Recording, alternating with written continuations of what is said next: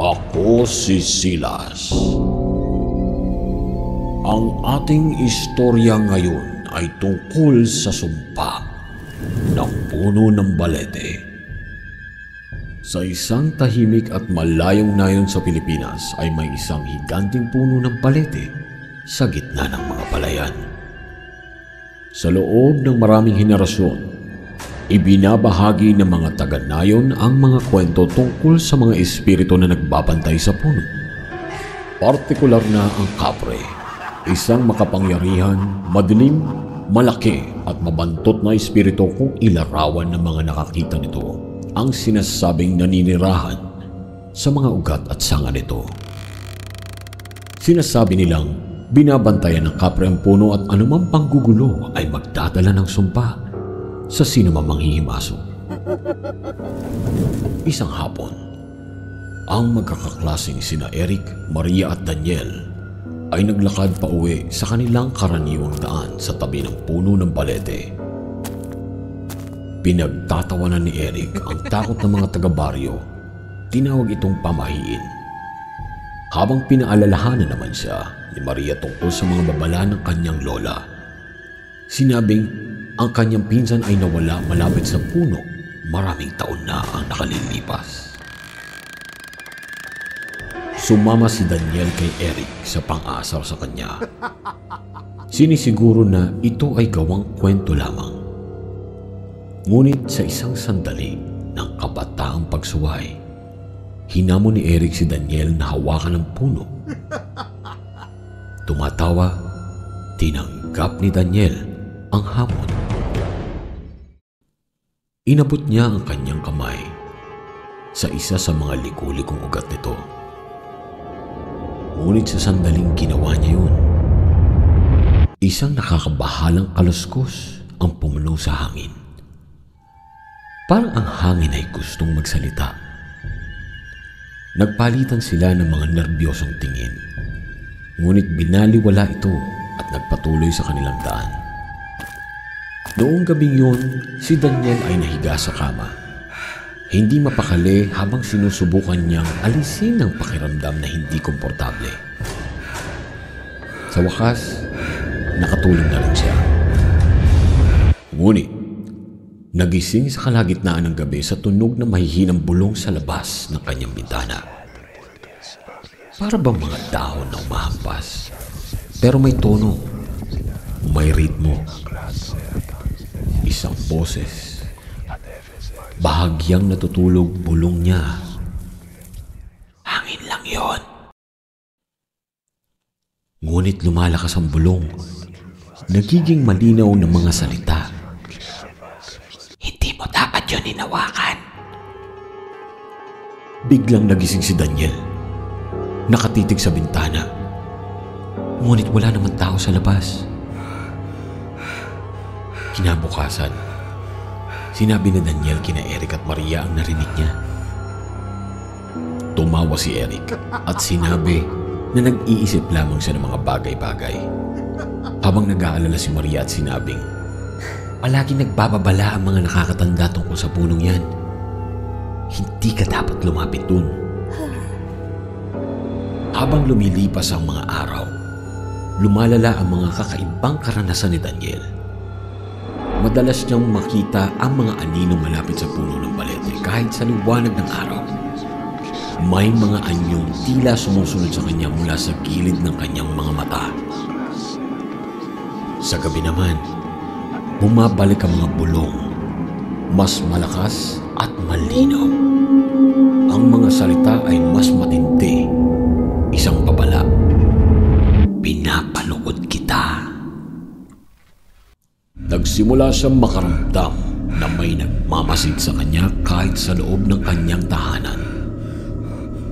Uli ay ikinuwento niya ito kina Eric at Maria nang may nanginginig na boses. Bawat gabi naririnig ko ito. Sinasabi nitong huwag kong hawakan ang puno. Ngunit hindi pa rin pinapansin ni Eric ito. Tinawag itong isang biro na may naglalaro sa kanya. Kahit na seryoso si Maria, walang sino man sa nayon na ito ang gagawin niyan. Ang mga tao dito ay nirerespeto ang mga espiritu. Walang magtatangkang maglaro sa punong yun. Sa takot ay nagpasya magkakaibigan na bisitahin ang lola ni Maria na si Lola Lourdes. Isang kagalang-galang na matanda na kilala sa kanyang kaalaman sa lokal na alamat. Habang ipinaliliwanag nila ang mga kakaibang pangyayari, tahimik na nakikinig si Lola Lourdes. Unti-unting naging seryoso ang kanyang ekspresyon. Sabi ni Lola Lourdes sa kanila na ang balete ay hindi isang pangkaraniwang puno. Ito ay tahanan ng napakaraming elemento. Pero ang kapre na siya nitong tagapagbantay ang madalas makita ng mga tao. Dahil sa siya ay ang kawal ng lahat ng espiritong nakatira sa punong yun, hindi siya nagpapatawad sa mga sumasalakay ng walang paggalang. Daniel, may marka ka na. Dagdag ni Lola Lourdes sa mababang boses. Napaluhod si Daniel. Bumilis ang tibok ng kanyang puso habang tinatanong niya ano ang ibig sabihin niyan. Binalaan siya ni Lola Lourdes na patuloy na magpapakita sa kanya ang espiritu sa pamamagitan ng mga bulong at anino hanggang humingi siya ng tawad. Upang masunod ang payo ni Lola Lourdes, ang magkakaibigan ay nag-ipon ng mga handog na kanyang tinukoy.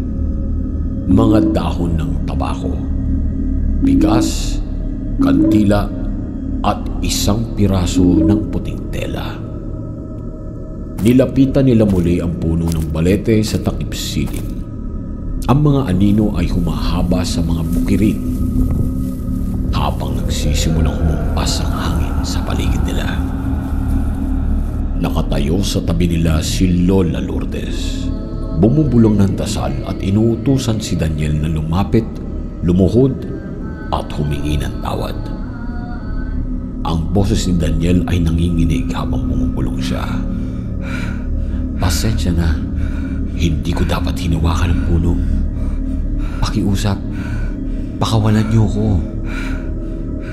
Naghintay sila ng katahimikan. Ang hangin ay puno ng tensyon. Sa isang sandali, napakatahimik. Ngunit pagkatapos, isang mababang umuugong na tawa ang umabot mula sa loob ng puno. Pinalamig sila hanggang buto. Muling nagsalita ang boses. Malalim at resonante. Pinanonood ko kayo. At ngayon, ako ang magpapasya kung makakaalis kayo. Habang lumalalim ang gabi, nakatingin sila sa puno ng balete. Isang pares na nagniningning na pulang mga mata ang lumitaw sa mga sanga. Si Daniel ay nakatitig, natigilan sa takot habang unti-unting bumubuo ang anyo ng kapre. Matangkad, napapalibutan ng makapal na usok. Ang tingin nito ay hindi natitinag. Si Eric at Maria ay tanging nanonood lamang habang tinawag ng kapre si Daniel ng direkta. Ang kanyang boses ay umabot sa hangin na parang malayong kulog. Nilabas tangan mo ang aking tahanan, sabi nito. At ngayon humihingi ka ng awa? Si Daniel na ang boses ay halos bumulong na lamang ay nagawang sumagot. Pakiusap, wala akong balak na makasakit. Hindi ko alam. Sinuri siya ng kapre sandali bago tumango. Ang boses ito ay puno ng babala. Tinatanggap ko ang iyong paghingi ng tawad sa pagkakataong ito. Pero tandaan mo ito ng mabuti. Huwag mong galawin ang hindi mo nauunawaan. Habang unti-unting nawawala ang kanyang pulang mga mata, nawala rin ang nakakabinging presensya na nag-iwan ng katahimikan sa paligid nila. Nakatayo ang grupo doon. Nanginginig ngunit magaang ang pakiramdam dahil hindi sila nasaktan. Sa mga sumunod na araw, nakatagpo si Daniel ng kapayapaan. Nawala ang mga bulong at hindi niya na nararamdaman ang mga anino na nagkukubli sa kanya. Ang buhay sa nayon ay bumalik sa dati. Bagamat si Daniel ay nagbago magpakailanman. Lagi niyang mararamdaman ang tahimik na paggalang. Isang malalim na respeto para sa puno at espiritu na nagbabantay dito. Sinasabi ng mga tao na ang mga espiritu ay maaaring maging maawain kung tratuhin ng may paggalang. Ngunit ang mga nagsasawalang bahala ng mga babala ay posibleng hindi na maikwento ang kanilang istorya. Maraming naniniwala na ang mga balete tree sa Pilipinas ay sagrado. Ang mga punong ito ay sinasabing tahanan ng mga espiritu, mga tagapangalaga ng lupa na humihingi ng respeto at kalinga. Hanggang ngayon ay iniiwasan ng mga taong taga-baryo ang mga punong ito kapag dumidilim. Sinusunod ang mga babalang ipinasa mula sa nakaraang henerasyon. Kaya mga kapaketbook, siguraduhin na tayo ay sumusunod at nagbibigay galang sa mga payo at babala ng mga nakakatanda sa atin. Sa dami ng kanilang nasaksihan, nakita, narinig at naramdaman, siguradong meron silang hindi kinukwentong mga bagay na rason sa likod ng mga babalang ito. Hanggang sa muli, ako si Silas. Magandang araw sa inyo lahat.